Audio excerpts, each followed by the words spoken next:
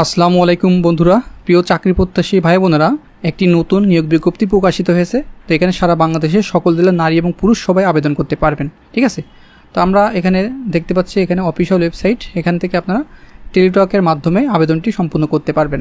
আর এখানে অফিসিয়াল ওয়েবসাইটের মাধ্যমে এই বিজ্ঞপ্তিটি এখানে প্রকাশিত হয়েছে। বাংলাদেশ পল্লী বিদ্যুতায়ন বোর্ডের রাজস্ব খাতভুক্ত বিভিন্ন পদে নিয়োগ বিজ্ঞপ্তি। ঠিক আছে, আমরা এই অফিসিয়াল ওয়েবসাইট থেকে এটি কালেক্ট করেছি। তো আমরা দেখে নেব যে বাংলাদেশ পল্লী বিদ্যুৎ উন্নয়ন বোর্ডে কোন কোন পদে আপনারা আবেদন করতে পারবেন। তো এখানে প্রথম আছে সোলার ইন্সপেক্টর, 4 জন নিবে। অনূর্ধ্ব 30 বছরের ভিতরে বয়স থাকা লাগবে। কোনো শিক্ষিত বোর্ড হইতে মাধ্যমিক স্কুল সার্টিফিকেট অথবা ভোকেশনাল সহ জেনারেল ইলেকট্রিশিয়ান এ 2য় শ্রেণী বা সমমানের সিজিপিএতে উচ্চ মাধ্যমিক সার্টিফিকেট এইচএসসি অথবা ভোকেশনাল পাস আপনার হতে হবে। তারপর আছে কম্পিউটার মুদ্রাক্ষরিক কাম কম্পিউটার অপারেটর, 7 জন নিবে। এখানেও কিন্তু আপনার 30 বছরের ভিতরে বয়স হতে হবে। আপনার বয়স 18 থেকে 30 বছরের ভিতর হলে আবেদন করতে পারবেন। এখানে সারা বাংলাদেশের সকল জেলার নারী এবং পুরুষ উভয় আবেদন করতে পারবেন। কোনো শিক্ষিত বোর্ড হইতে ন্যূনতম 2য় বিভাগ বা সমমানের জিপিএতে উচ্চ মাধ্যমিক সার্টিফিকেট বা সমান পরীক্ষা উত্তীর্ণ হতে হবে। কম্পিউটার ব্যবহারের দক্ষতা এবং কম্পিউটার মুদ্রাক্ষরে বাংলা ও ইংরেজিতে প্রতি মিনিটে সর্বনিম্ন গতি 20 শব্দ থাকতে হবে। বাংলায় 20 এবং ইংরেজিতে 20 শব্দ আপনার টাইপে গতি থাকতে হবে। তারপর আছে ড্রাফটম্যান গ্রেড, এখানে 4। এখানে 4 জন নিবে। এখানে অনূর্ধ্ব 30 বছরের ভিতরে বয়স হতে হবে। কোনো শিক্ষিত ইনস্টিটিউট হইতে উচ্চ মাধ্যমিক সার্টিফিকেট আপনারা এইচএসসি পাস করলে আবেদন করতে পারবেন। তাছাড়া এখানে ভোকেশনাল থেকে আপনারা পাস করতে হবে। এখানে অটোক্যাড বা অনুরূপ কোনো প্রোগ্রামে নকশা প্রণয়নের বাস্তব অভিজ্ঞতা থাকতে হবে। তারপর আছে ক্যাশিয়ার, এখানে নিবে 1 জন। অনূর্ধ্ব 30 বছরের ভিতরে বয়স থাকতে হবে। কোনো শিক্ষিত বিশ্ববিদ্যালয় হইতে বাণিজ্য 2য় শ্রেণী বা সমমানের জিপিএতে স্নাতক ডিগ্রি থাকতে হবে। সরকার কর্তৃক বিধি মোতাবেক নির্ধারিত যদি থাকে জামানত প্রদান করিতে হইবে। তো উচ্চমান সহকারী 11 নম্বর আপনার ক্রমিক নম্বর আছে উচ্চমান সহকারী। এখানে কিন্তু 10,200 থেকে 24,680 টাকা বেতন 1 জন নিবে। কোনো শিক্ষিত বিশ্ববিদ্যালয় হইতে 2য় শ্রেণী বা সমানের জিপিএতে স্নাতক ডিগ্রি থাকলে আবেদন করতে পারবেন। তারপর আছে ওয়্যারলেস টেকনিশিয়ান, এখানে 3 জন নিবে। অনূর্ধ্ব 40 বছর বয়স। কোনো শিক্ষিত বোর্ড হইতে উচ্চ মাধ্যমিক সার্টিফিকেট বা এইচএসসি বা সমমান পরীক্ষা উত্তীর্ণ হলে আবেদন করতে পারবেন। সরকারি বা স্বায়ত্তশাসিত কোনো প্রতিষ্ঠান, টেলিফোন সংস্থা, mobile phone operator, solid state transmitter ও রিসিভার মেরামত সংক্রান্ত কাজে ন্যূনতম 5 বছর অভিজ্ঞতা থাকতে হবে। তারপর আছে ল্যাবরেটরি টেকনিশিয়ান, 2 জন নিবে। অনূর্ধ্ব 30 বছরের ভিতরে বয়স হতে হবে। কোনো শিক্ষিত ইনস্টিটিউট হইতে উড টেকনোলজিস্টে ডিপ্লোমা থাকতে হবে। ঠিক আছে, তাহলে সহকারী হিসাব রক্ষক, এখানে 5 জন নিবে। অনূর্ধ্ব 30 বছর বয়স হতে হবে।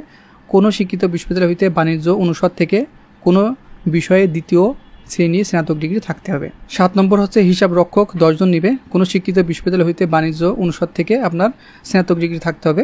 তারপর হচ্ছে পরিদর্শক নিবে 1 জন। এখানে কিন্তু কোনো শিক্ষিত অনুষ্ঠান হইতে উড ওয়ার্কিং বা বন প্রযুক্তিতে ডিপ্লোমা থাকতে হবে।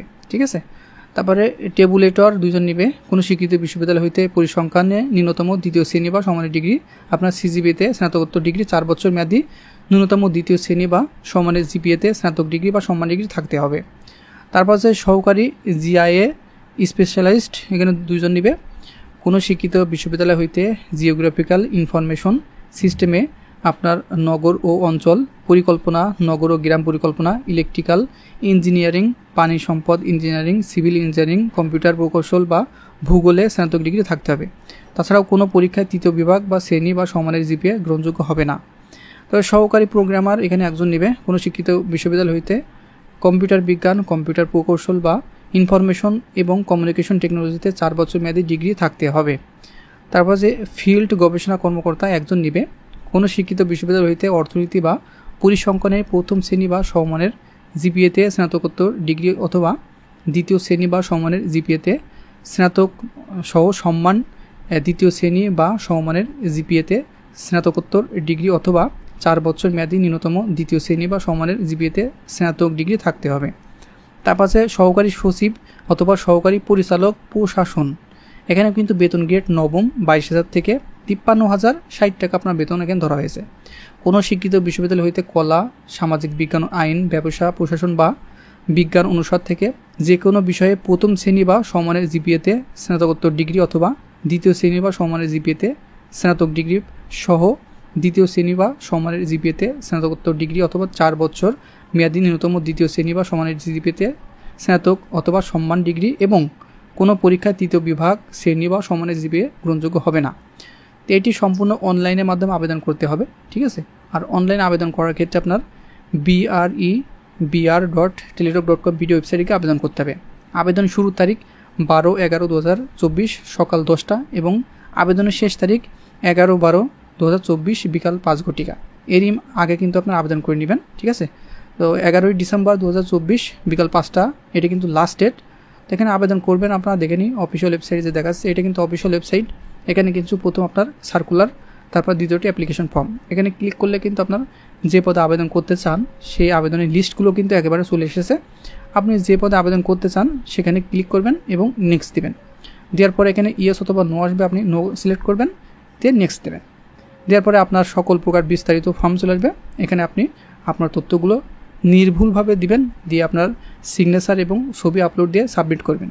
এবং সাবমিট করার পরে আপনার একটি ইউজার পাবেন, সেই ইউজার দিয়ে আপনার টেলিটক সিম দিয়ে সেই ইউজারে আপনার পরীক্ষার ফি বাবদ যে নির্ধারিত দেওয়া আছে সেগুলো দেখে নিয়ে আপনি পরীক্ষার ফি পরিশোধ করে দিবেন।